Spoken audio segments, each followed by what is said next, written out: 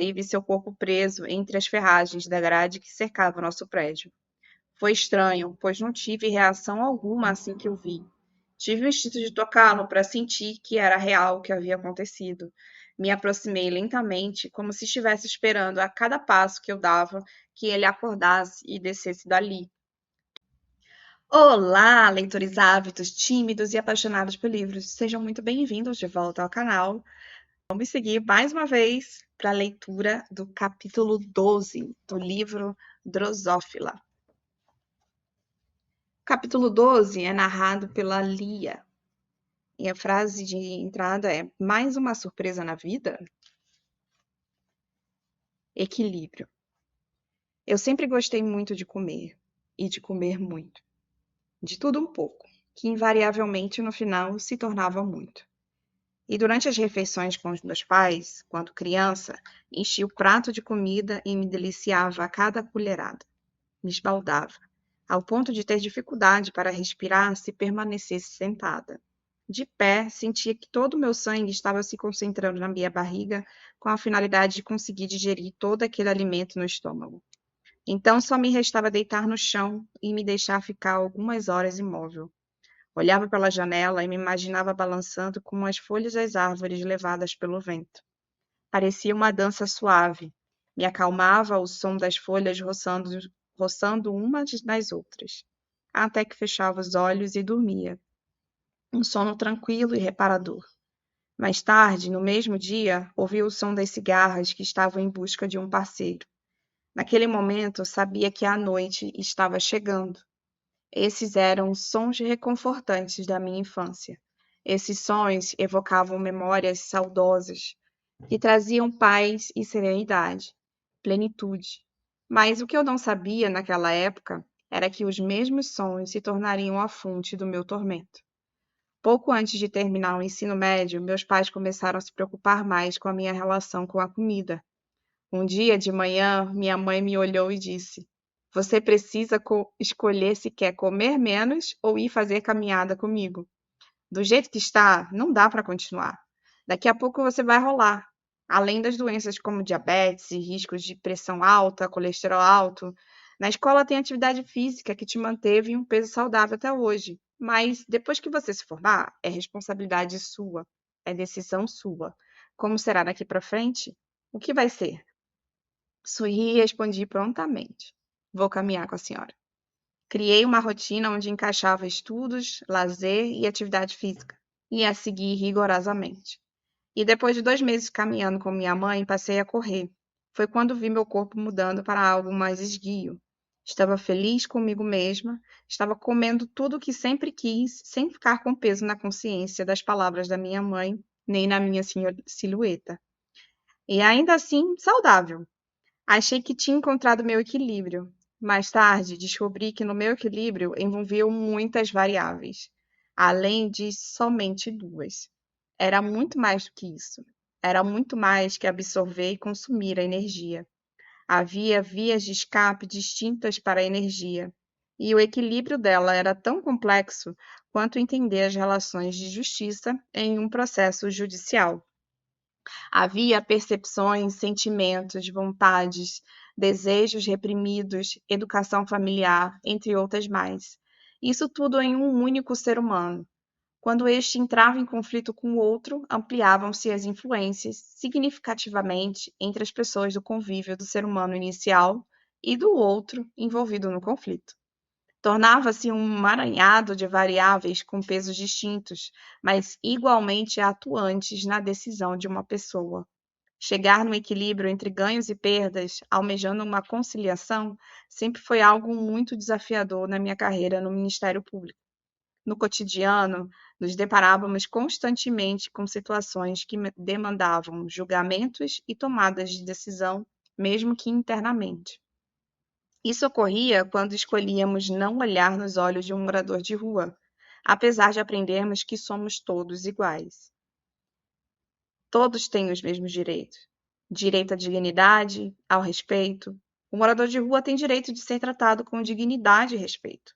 Mas, ainda assim, escolhemos ir contra. Escolhemos não olhar. Escolhemos ignorar. Escolhemos o conflito interno, o conflito entre o que eu acredito que devo fazer e o que eu realmente faço, o desequilíbrio. Alguns dizem que o conflito nos faz crescer e evoluir. Eu acredito que o conflito nos traz mais sofrimento do que crescimento. Gastamos muita energia tentando nos proteger e, ao mesmo tempo, atacar. Nos deixa mais esgotados. Quando escolhemos o conflito, estamos escolhendo nos fechar para o mundo. Estamos criando barreiras e muros. Estamos nos separando uns dos outros, nos afastando. Estamos dividindo e classificando. E não estamos olhando nos olhos e enxergando o próximo. Esse foi o nosso maior erro.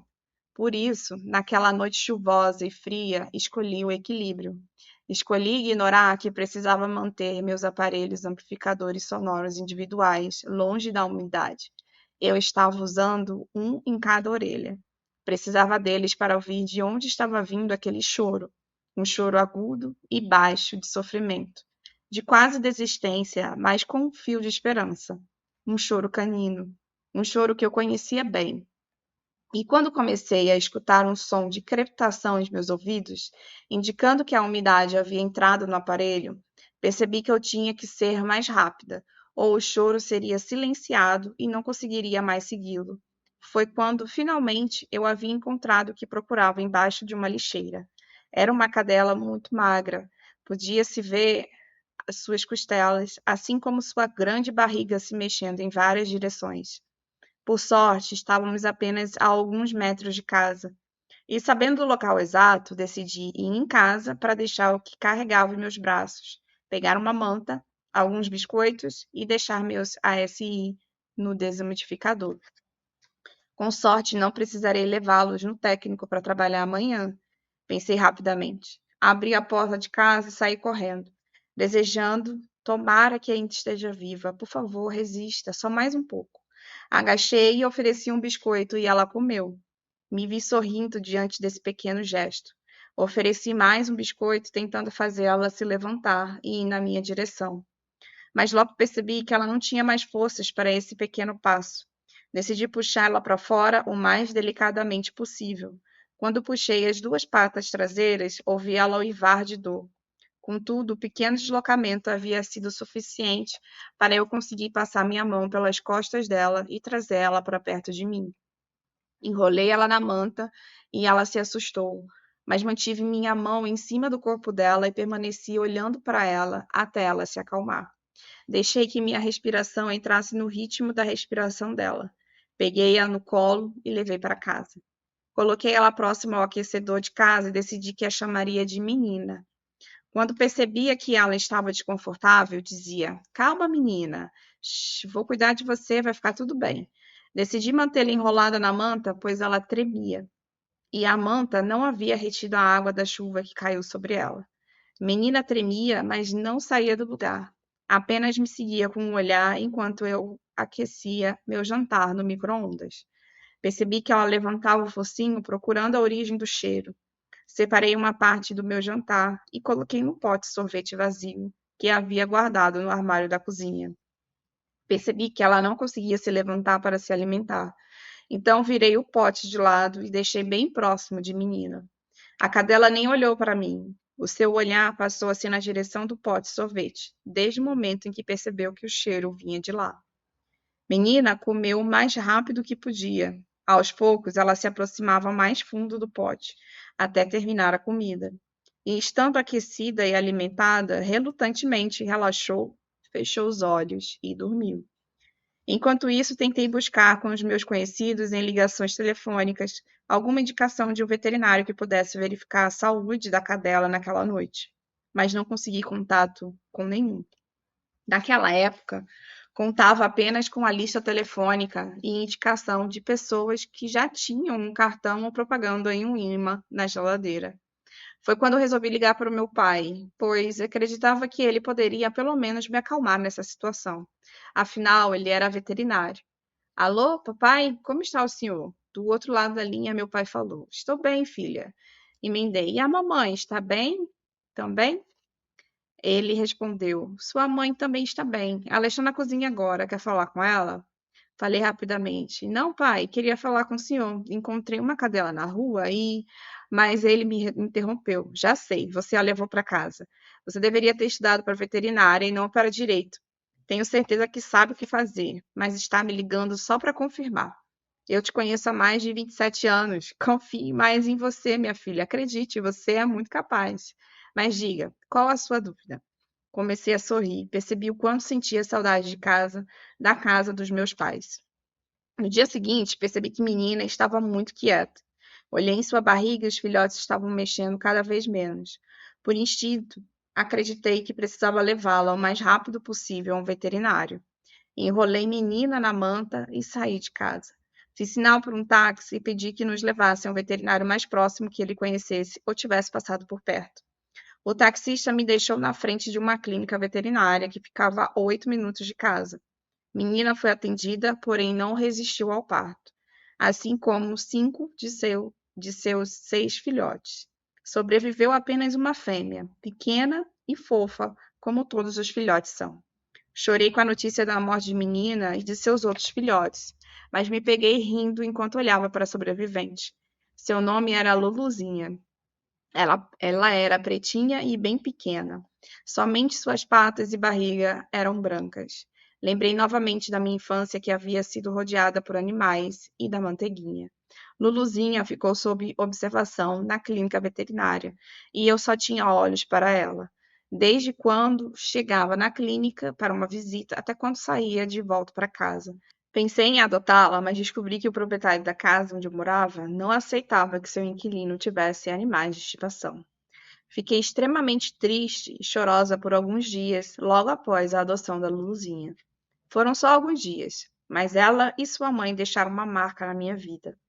E depois descobri na vida do meu esposo, Ravi. Ele era o veterinário que havia atendido a menina anos antes de nos conhecermos na internet e iniciarmos nosso relacionamento. Ravi foi encontrado assim que eu desci do prédio, no dia da Segunda Grande Depressão, no pós-guerra. Havia acabado de sair pela portaria e vi seu corpo preso entre as ferragens da grade que cercava nosso prédio. Foi estranho, pois não tive reação alguma assim que o vi. Tive o instinto de tocá-lo para sentir que era real o que havia acontecido. Me aproximei lentamente, como se estivesse esperando a cada passo que eu dava que ele acordasse e descesse dali. Toquei em sua mão e ela ainda estava quente. Nesse momento, lágrimas escorreram dos meus olhos, com as lembranças de nós dois na cama, de quando ele ainda estava vivo e seu corpo ainda estava quente. Mas foi somente isso. Não chorei mais. Bento precisava de mim inteira, e era isso que eu demonstraria para ele, mesmo que não fosse assim que eu me sentisse. Subi e avisei a Enzo, que tomou todas as providências em relação à cremação. E a família de Rabi organizou a cerimônia. Foi uma época sombria, mas precisávamos seguir em frente. Também foi no mesmo período em que elas se tornaram mais intensas e frequentes. Estava na sala do meu chefe enquanto explicava o que havia descoberto sobre a minha condição de saúde atual. Então comecei. As crises de tontura, acreditava que era devido aos traumas pelos quais passei. Acreditei que estava perdendo minha sanidade. E que o que eu percebia não era real, mas era muito real. E era a evolução da minha doença crônica que há tanto tempo fazia parte de mim que havia esquecido que era uma doença crônica e que avançava, que seguia com sintomas e que agora havia chegado ao labirinto. Tentava conter as lágrimas, mas falar sobre mais uma limitação me deixava em posição de observadora. Me via de fora, e o que eu enxergava era uma vida lamentável. Mas quando eu não pensava sobre isso e apenas vivia as adequações, me sentia normal. Respirei fundo e continuei.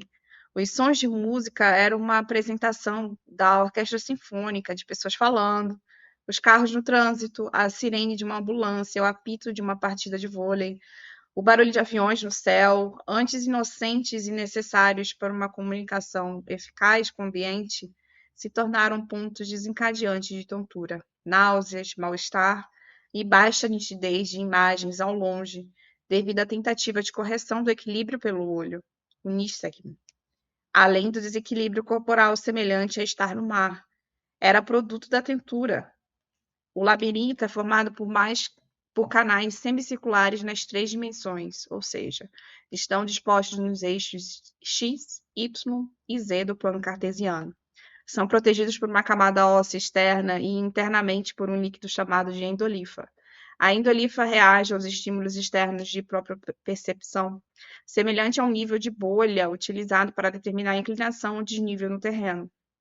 E a autoesclerose repõe, além do necessário, a parcela de material ósseo, sendo percebida em áreas mais sensíveis a estas variações, como nos menores ossos do corpo, os ossos de dentro do ouvido interno, estribo, martelo e bigorna. Consegue entender?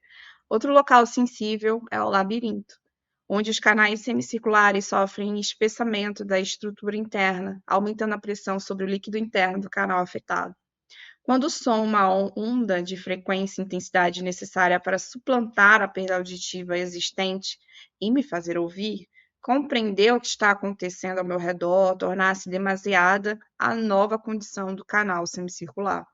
A vibração e a nova pressão interna do canal distorcem o estímulo recebido externamente, repassando ao cérebro via nervo vestíbulo coclear informações incoerentes com a realidade do ambiente. Portanto, meu corpo reage de forma incomum, com sensação de desequilíbrio, enjoos e náuseas. Fiz todos os ajustes para minimizar os impactos, mas infelizmente sou obrigada a me mudar da capital para o interior. Por isso preciso voltar para o Ibaí. Preciso me afastar dos barulhos de uma cidade grande, por mim e por meu filho. Meu chefe compreendeu a situação. É isso que você quer? Posso colocar você no programa de trabalho remoto. Sabe que sua carreira estará estagnada. Tem certeza sobre isso? Respondi: sim, nós precisamos disso. Contudo, e apesar dos motivos de me levarem de volta ao Ibaí, eu estava feliz. Voltei com Bento para a casa dos meus pais, que depois de algum tempo se tornou minha. Nossa, de Bento e minha. Foi em Ubaí que fiz a transição de profissão, de advogada a escritora. Havia cumprido meu tempo de serviço para a aposentadoria trabalhando remotamente para o Ministério Público. Naquele momento, eu precisava criar uma nova vida para mim e para Bento. Após quase 4 anos da morte de Ravi, Enzo e eu voltamos a namorar, aos 53 anos de idade. Foi uma segunda vida, uma nova vida que construímos juntos. Nós três, Bento, Enzo e eu. E esse foi o final do capítulo 12 do livro Drosófila. Conseguiram perceber que nesse capítulo ele faz uma vinculação com o capítulo 10, que é da carta do Ravi, que ele deixa antes de ele pular, né, pela varanda, né, do apartamento. E ele faz uma reflexão em relação à vida dele e a causa do sofrimento dele, como é vinculada à guerra, né, às lembranças ruins que ele tem da guerra, a família também está atrelada às lembranças ruins, porque apesar de ter sido momentos bons de você falar num vídeo, numa videochamada, né, que você conversa com seus familiares, ainda assim aqueles momentos vinculam a lembrança da guerra. Então, você olhar para algum parente, essa era a visão do Ravi, você olhar para algum parente, de você relembrar aquele momento em que você conversava por videochamada e que você estava vivendo aquele momento de sofrimento. Então, ele tentou buscar aquele momento anterior, até mesmo a sua própria família, de conhecer, para ter tipo, um alívio, né, em relação ao sofrimento que ele estava passando, porque ele não conseguia também pedir ajuda, então ele queria resolver sozinho. Nesse momento, nesse capítulo, né, que eu acabei de ler, vocês percebem que eles se conheceram antes mesmo do que ele achava. Então, era na época ainda que ele trabalhava como veterinário. E isso que traz essa reflexão dele, tipo, contaminou também a mesma memória que eu tinha antes, de que eu estava tentando me refugiar nessa memória de voltar a ser veterinário, de atuar e de seguir a vida, né?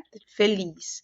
Então, ele entra nesse conflito e o capítulo seguinte é o que a gente vai explicar o que é essa teoria de Enzo, tá? Obrigada mais uma vez por vocês que estão assistindo. Não esquece de deixar o seu like e ativar o sininho para os próximos vídeos. Toda segunda-feira tem a leitura de mais um capítulo do livro. Até a próxima. Tchau, tchau.